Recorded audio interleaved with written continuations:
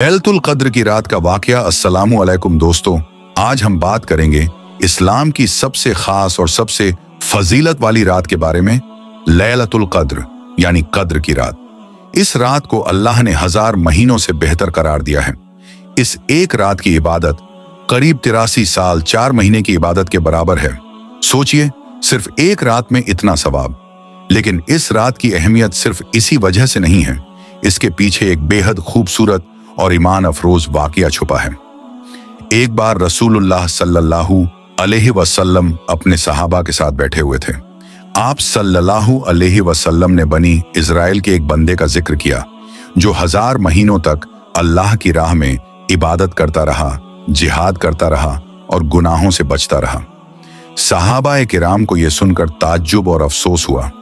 उन्होंने कहा, या रसूलुल्लाह, हमारी उम्रें तो 60 से 70 साल के करीब होती हैं। हम इतनी लंबी इबादत कैसे कर सकते हैं? हम कैसे उन उम्मतों की बराबरी करेंगे जिनकी उम्रें लंबी थीं और जो अल्लाह की राह में सदियों इबादत कर सकते थे? ये सुनकर रसूलुल्लाह सल्लल्लाहु अलैहि वसल्लम की आंखों में भी रहमत उमड़ आई। उसी वक्त जिब्राइल अलैहिस्सलाम हाजिर हुए और अल्लाह ताला ने सूरह कद्र नाजिल की। सूरह कद्र, इन्ना अंज़लनाहु फी लैलतिल क़द्र, हमने कुरान को कद्र की रात में नाजिल किया। वमा अदराका मा लैलतुल क़द्र, तुम क्या जानो कद्र की रात क्या है? लैलतुल क़द्र खैरुन मिन अल्फ़ि शहर, ये रात 1000 महीनों से बेहतर है। तनज़्ज़लुल मलाइकतु वर्रूहु फ़ीहा बिइज़्नि रब्बिहिम मिन कुल्लि अम्र, इस रात फरिश्ते और जिब्राइल अलैहिस्सलाम अपने रब के हुक्म से हर काम लेकर उतरते हैं। सलामुन हिया हत्ता मतलइल फज्र, ये रात अमन व सलामती की रात है फज्र तक। क्यों है ये रात खास?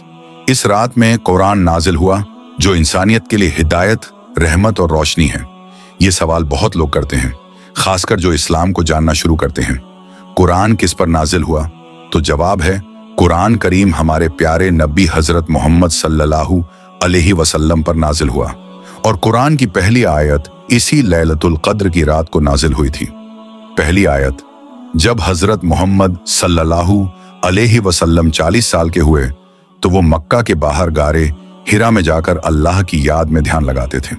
एक दिन रमजान की 27वीं रात उसी गुफा में जिब्राइल अलैहिस्सलाम आए और कहा, इकरा, पढ़ो।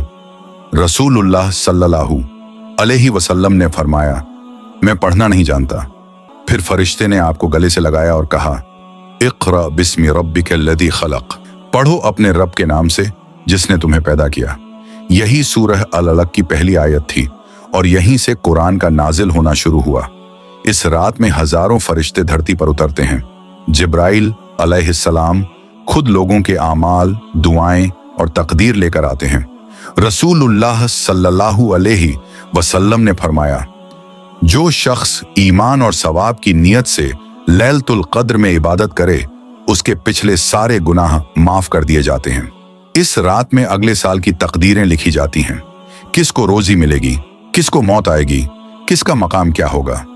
रसूलुल्लाह सल्लल्लाहु अलैहि वसल्लम का अमल, आप सल्लल्लाहु अलैहि वसल्लम रमजान के आखिरी 10 दिनों में एतिकाफ करते और फरमाते, लैलतुल क़द्र को आखिरी 10 रातों की ताक रातों में तलाश करो, यानी 21, 23, 25, 37, 29वीं रात।